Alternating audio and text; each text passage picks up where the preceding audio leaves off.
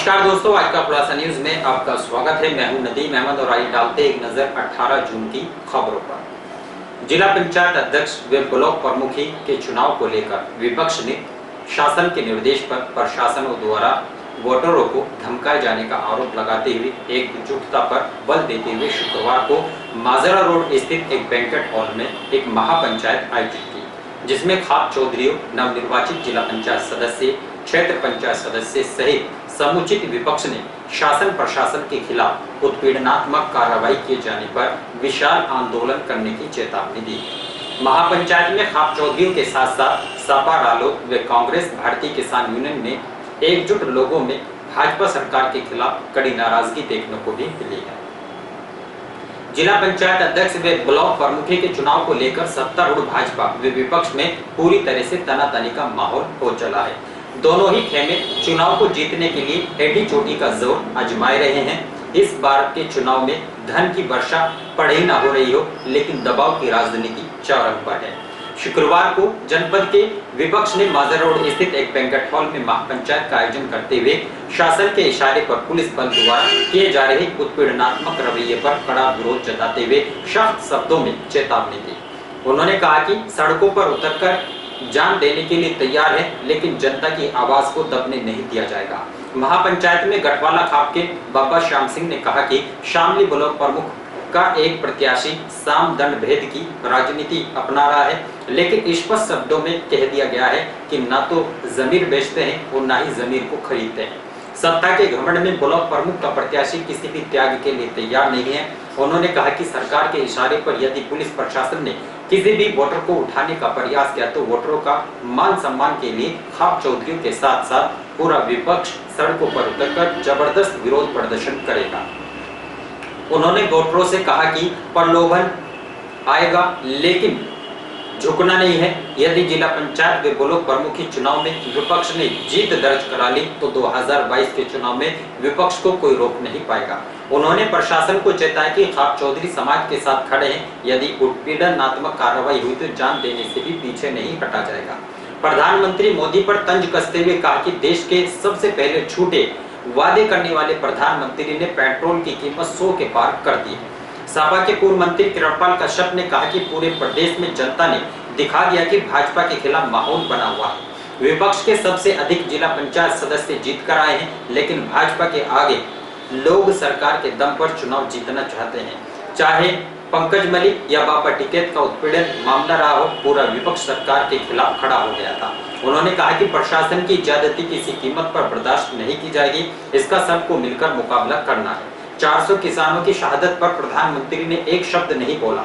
ऐसे हृदयहीन प्रधानमंत्री पहली बार देखने को मिले।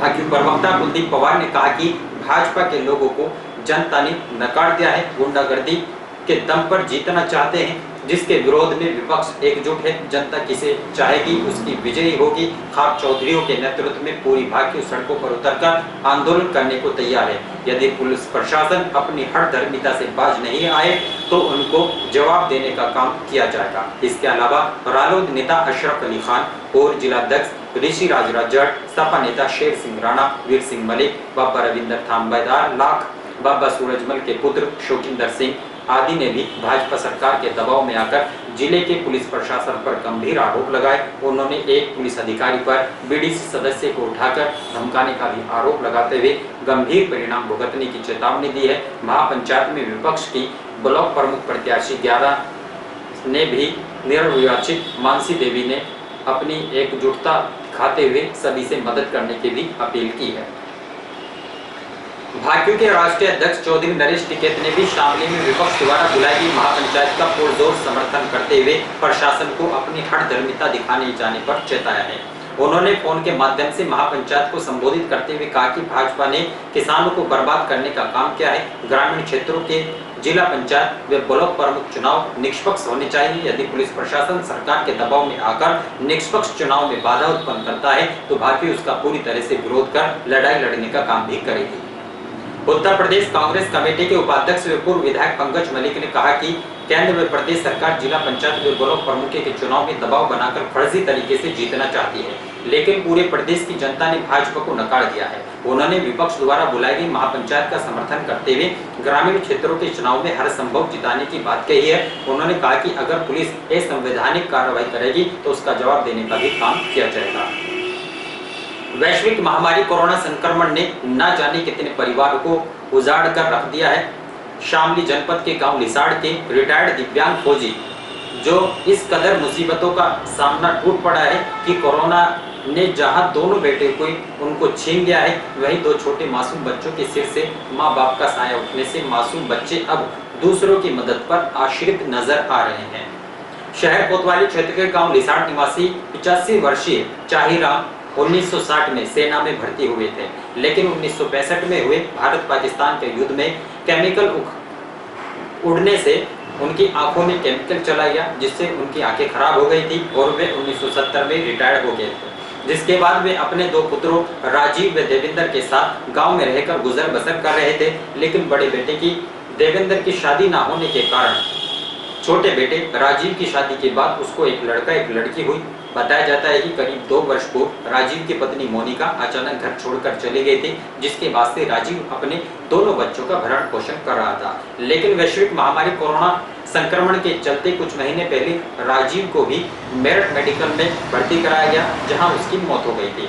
जिसके बाद ताऊ देवेंद्र ने पिता चाहिराम व दोनों बच्चों का ख्याल रखा, लेकिन किस्मत को ऐसा मंजूर नहीं था और करीब 4 दिन पहले ताऊ देवेंद्र की भी कोरोना के लक्षण के चलते उपचार के दौरान मौत हो गई। जिसके बाद 85 वर्षीय रिटायर्ड दिव्यांग फौजी चाहिराम व 11 वर्षीय अंशुल तथा 5 वर्षीय धनाक्षी के सिर से सहारा उठ गया है। शुक्रवार को देवेंद्र की रस्म तेहरवी का आयोजन किया गया, जिसमें गांव व क्षेत्र के लोग पहुंचे और दोनों बच्चे नम आंखों से दूसरों की मदद पर आश्रित दिखाई दिए। इस दौरान लोगों ने बताया कि दादा चाहिराम आंखों से अंधा है, जो अपना खुद का कार्य नहीं कर सकता। बच्चों के पास अब कोई सहारा नहीं है, जिस कारण जिला प्रशासन व सरकार को दोनों बच्चों की ओर देखते हुए मदद करनी चाहिए। ग्रामीणों ने आला अधिकारी से मामले में संज्ञान लेते हुए बच्चों की मदद किए जाने की गुहार लगाई है। ये बड़ा जो बिचरी का लड़का है, ये तो 2-3 साल कई साल तक लग रहा था अपने घरवाली को लेकर। बाल बच्चा इस पर कोई है नहीं। जो राजीव था, जब उसके घरवाली चली गई, वो और ये बड़ा भाई यहीं रहते मेरे धोरे, तो रोटी पोक ये बालकों को अपने आप खुआवे थे, मजे भी देते, नुआवे दुआवे थे। अच्छा, उसके साथ में रोया, रो कर मेरा कुछ नहीं रहा। अच्छा, इन बच्चों को देख कर रोना पड़े। अच्छा जी, फिर यूँ 2 रोटी घाल देता इन बालकों की, मेरी मुझे लेटरिन बाथरूम करवा देता, यूँ भी क्षण में सही मेरा कुछ नहीं रहा। इन बच्चों को मैं क्यों कर पाऊँगा, मेरा कुछ रहा नहीं रहा। बोलो जी, अब आप सरकार से क्या चाहते हो? सरकार तो नहीं चाहूँ जी, इन बालकों की मदद करता, मेरी मदद हो जाए। बोला जी, मैं भूतपूर्व सैनिक हूँ। बोला जी, युद्ध में मेरी आँख खराब हो गई थी सन 65 के। जी, क्या मामला हुआ बताइए। हाँ बता रहा हूँ। ये जो पिछले साल जो है, जो राजीव था, इनके बच्चों का फादर जो है, इनकी मदर तो छोड़ के चली गई थी इन्हें, और इसका फादर जो था, ये भी पिछले साल जो था कोरोना के पीरियड के टाइम पे एक्सपायर हो गया था ये। अच्छा, और उसके टाइम इसके बाद में फिर जो था, जैसे इनके बच्चों को जो है ये देखभाल करता था, इनका ताऊ था वो देवेंद्र, क्योंकि इनके जो इनके बाबा भी जो है वो अंधे हैं बेचारे, उन्हें भी नहीं कुछ भी दिखाई देता, एज भी उनकी बहुत ज़्यादा हो रही है। अच्छा, तो फिर वो देवेंद्र भी अब जो है बीमार हुआ इसमें, जो उस दौरान इस टाइम पे इन्होंने ज़्यादा वो नहीं कर पाए, चूँकि कोई केयर करने वाला तो था ही नहीं घर में, जो है कौन था, वही था, वही जो है हो गया। उसे भी जो है कोरोना टाइप, उसके जितने भी सिम्टम्स थे वे कोरोना के ही थे।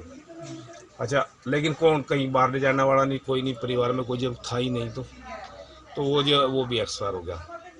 अब ये छोटे बच्चे हैं बेचारे, हरी अंधा मन का बाबा है, कोई परिस्थिति नहीं है घर में, कोई कमाने खाने का इसका कोई विकल्प भी नहीं है इनके पास में, बच्चों के जमीन इनके पास में है नहीं। अच्छा, ये घर की पोजीशन आप देख रहे हैं क्या है, कुछ कहेगा तो इनके लिए तो जो है गवर्नमेंट से जो है जरूरी है, एक बार रिक्वेस्ट है कि इनके लिए कुछ करे, बच्चों के लिए जो है इनका पालन पोषण, इनकी एजुकेशन का कुछ न कुछ रास्ता तो होना चाहिए। इंडियन मेडिकल एसोसिएशन ने शुक्रवार को नेशनल प्रोटेस्ट डे मनाते हुए हाथों में काली पट्टी बांधकर कार्य किया। इस दौरान उन्होंने डीएम को ज्ञापन देकर चिकित्सकों के साथ मारपीट करने वाले लोगों के खिलाफ कठोर कानून बनाकर सुरक्षा मुहैया कराए जाने की मांग की है। शुक्रवार को इंडियन मेडिकल एसोसिएशन के अध्यक्ष डॉक्टर अकबर खान ने बताया कि पिछले साल से आईएमए के कई डॉक्टर सदी की भयंकर बीमारी कोविड-19 से जूझ रहे हैं। इस साल तकरीबन 725 डॉक्टर और कुल मिलाकर 2000 मॉडर्न मेडिसिन के डॉक्टर, अनगिनत स्वास्थ्य कर्मी कोविड-19 से लड़ते लड़ते स्वर्ग चले गए और अभी भी कुछ मृत्यु से लड़ रहे हैं। लेकिन कुछ लोग डॉक्टरों के खिलाफ अभद्र व्यवहार करते हैं, गाली गलौज करते हुए अस्पताल में नुकसान पहुंचाया जाता है और मारपीट करनी भी शुरू कर दी गई है, जिसमें कई डॉक्टरों को फ्रैक्चर भी आया है। उन्होंने बताया कि शुक्रवार को आईएमए के सभी चिकित्सकों ने 18 जून को राष्ट्रीय स्तर पर नेशनल प्रोटेस्ट डे मनाते हुए हाथों पर काली पट्टी बांधकर कार्य किया। इस दौरान उन्होंने डीएम को ज्ञापन देकर चिकित्सकों के साथ मारपीट करने वाले लोगों के खिलाफ कठोर कार्रवाई करने और सुरक्षा व्यवस्था मुहैया कराए जाने की मांग की। इस दौरान डॉक्टर अजय सैनी भी मौजूद रहे हैं। मैं doctor Akbar Khan, IMA president Shamli. देखिए, आज 18 जून राष्ट्रीय स्तर पर आईएमए ने यानी इंडियन मेडिकल एसोसिएशन ने एक प्रोटेस्ट डे मनाया है और इस प्रोटेस्ट डे में हम सब लोगों ने काली पट्टी बांधकर या काली शर्ट, काला मास्क पहनकर अपना विरोध प्रकट किया है। हमारा केंद्र सरकार से इतना कहना है कि कोई ऐसा कानून बनाया जाए जो अस्पताल में या डॉक्टरों के खिलाफ जो हमले होते हैं उसको रोका जाए और ये एक वायलेंस फ्री यानी कि जहां पर हिंसा ना होती है ऐसा जोन बनाया जाए। क्योंकि देखिए, डॉक्टर अपनी तरफ से पूरी मेहनत करते हैं, वो कोशिश करते हैं, कभी कोई डॉक्टर नहीं चाहता है कि मरीज का कोई बुरा हो जाए, लेकिन कई बार ऐसा होता है कि मरीजों को उनके इच्छा के अनुसार, उनकी ख्वाहिश के अनुसार रिजल्ट नहीं मिलता है, कुछ दिक्कतें भी आ जाती हैं। लेकिन ऐसे में वो अभद्र भाषा का प्रयोग करते हैं, अभद्र व्यवहार करते हैं और यहाँ तक कि अस्पताल में तोड़फोड़ या वहाँ की प्रॉपर्टी को नुकसान भी पहुँचाते हैं। तो इससे हमारा मनोबल टूटता है, हमें अच्छा नहीं लगता है।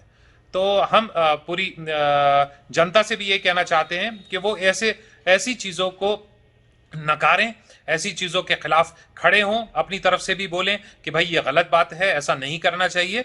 और सरकार से भी हमारा अनुरोध है कि कोई इस प्रकार का कानून बनाया जाए, बहुत सख्त कानून बनाया जाए जो इस तरह की घटनाएं दोबारा ना हो। और इन्हीं खबरों के साथ समाचार बुलेटिन यही समाप्त है। दीजिए नमस्कार।